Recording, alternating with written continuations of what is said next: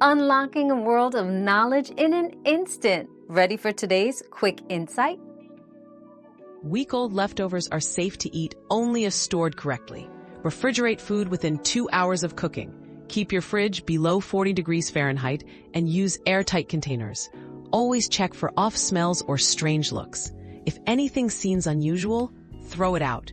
When in doubt, it's smarter to avoid risking food poisoning.